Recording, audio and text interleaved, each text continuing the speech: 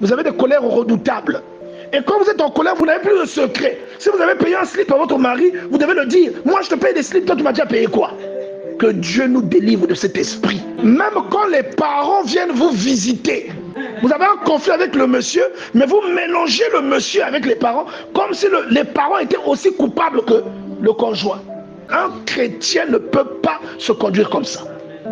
Il suffit que vous soyez seulement en colère. Si c'est vous qui avez payé la télé, ceux qui viendront là, ils sauront que la télé là, c'est vous qui l'avez payé dans la maison. Juste pour diminuer l'autre.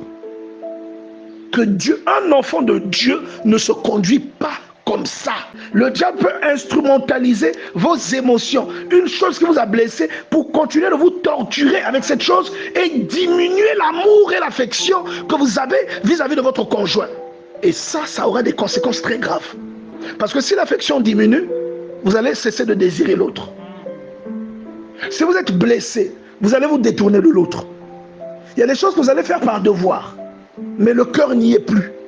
Amen.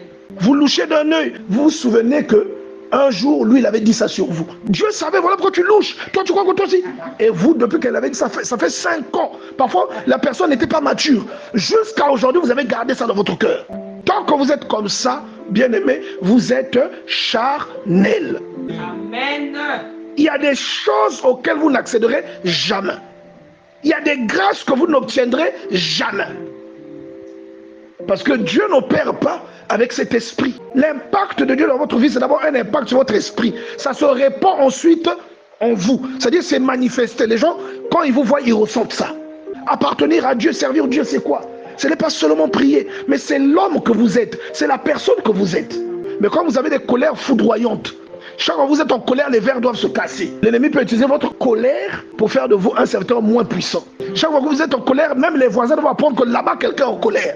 La fumée qui s'est déclenchée sur le Sinaï, dans Exode 19, on voit ça sur votre maison parce que vous êtes en colère. Tout le monde doit savoir que vous êtes en colère. L'ennemi peut utiliser votre complexe pour freiner parfois votre consécration. Pour vous faire tourner sur un rond-point alors que vous êtes censé avancer. Vous connaissez le secret de l'autre? C'est une amie. Vous vous êtes disputé, vous ne vous entendez plus. Parce que vous êtes disputé, vous allez dire d'ailleurs, un tel parlait de toi. Non! Et vous priez. Et de fois, ça se passe dans l'église. Il faut que ces choses-là meurent en nous. La Bible dit dans le livre de Galates au chapitre 5, au verset 25, si nous vivons par l'esprit, marchons aussi selon l'esprit. Si tu as cru en un Dieu, que tu as de la conviction dans ce Dieu, ta marche doit correspondre aux préceptes que ce Dieu-là préconise. On te dit que celui qui a reçu Christ, en réalité, il a l'amour dans son cœur. Mais si vous êtes quelqu'un de colérique, vous êtes quelqu'un de susceptible, vous êtes quelqu'un de suspicieux, vous êtes quelqu'un d'envieux, vous êtes quelqu'un d'orgueilleux, il y a un problème. Ce n'est pas normal. Et quand vous êtes en colère, vous n'avez plus la maîtrise. Vous n'avez plus le secret. C'est une maladresse. Tant que vous êtes comme ça, bien-aimé, il y a des choses auxquelles vous n'accéderez jamais.